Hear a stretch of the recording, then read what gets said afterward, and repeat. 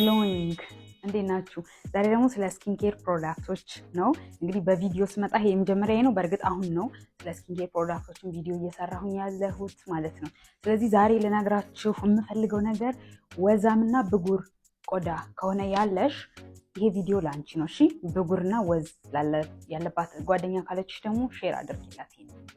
ቀጥታ ወደ ቪዲዮ እንገባለን ማለት ነው። የመጀመሪያው ብጉርና ወዛም ቆዳ ከሆነ ያለሽ ማድረግ ከሌሉብሽ ነገሮች ሲጀምርልሽ የመጀመሪያው ነገር የወጣውን ብጉር በእጅሽ መነካካትና ቆዳውን ማበላሸት አይጠበቅብሽም። እሺ፣ ብጉሩን ማፍረጥ አይጠበቅብሽም። ሁለተኛው ነገር ራስ ጨርቅሽን በየጊዜው መቀየር ይኖርብሻል ማለት ነው።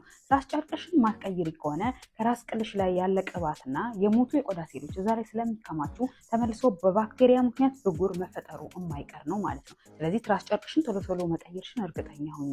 ሶስተኛው ነገር ደግሞ አመጋገብሽን ጤናማ ማድረግ ይኖርብሻል። የምትመገቢው ምግብ የተጠባበሰ ዘይት የበዛበትና ስኳር እንዲሁም የታሸጉ ምግቦች ከሆነ ተመልሶ ያው ነው። ምንም አይነት ፕሮዳክት ብትጠቀሚ ለቆዳሽ ውጤት አታይበትም ማለት ነው። ስለዚህ እነዚህ ነገሮች ማስተካከልሽን እርግጠኛ ሁኚ። አመጋገብሽን ጤናማ አድርጊው። አትክልቶች፣ ፍራፍሬዎችና ፕሮቲን ምግቦች እንደ እንቁላል፣ ዶሮ የተገኘውን ብቻ ፕሮቲን ነክ የሆኑ ምግቦችን መመገብሽን እርግጠኛ ሁኚ።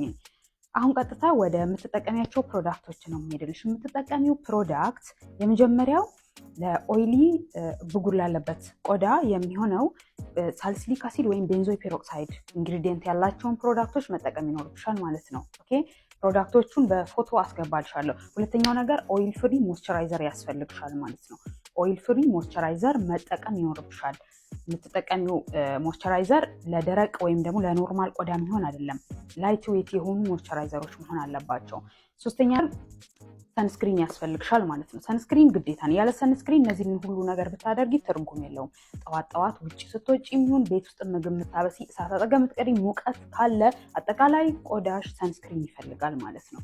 ሌላው ነገር ተጨማሪ ነገር ብጉር ስላለብሽ ቆዳሽ ለብጉር ተጋላጭ ስለሆነ እነዛን ነገሮች ባክቴሪያዎችን የሚገድል የወጣውንም ብጉር ቶሎ ትሪት አድርጎ ከላይሽ ላይ ቶሎ ሴል ተርንኦቨር አድርጎ እንዲወገድልሽ የሚያግዙሽ ትሪትመንቶች ያስፈልግሻል። ለዚህም አዛሊክ አሲድ ዋነኛው ነገር ነው። ኦኬ፣ የሚወጣን ብጉርም ቶሎ በማከም እንዲሁም ብጉር ከመከሰቱ በፊትም ባክቴሪያዎችን በመግደል ብጉርን ይከላከልልሻል ማለት ነው።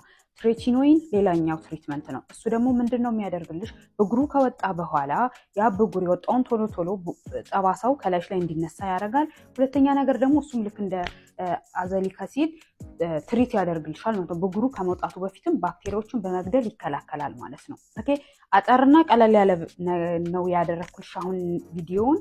ጥያቄ ካለሽ ደግሞ ኮሜንት ላይ ልጠይቂኝ ትችያለሽ። ቀጣይ ስለ ደረቅ ቆዳ እናወራለን ማለት ነው።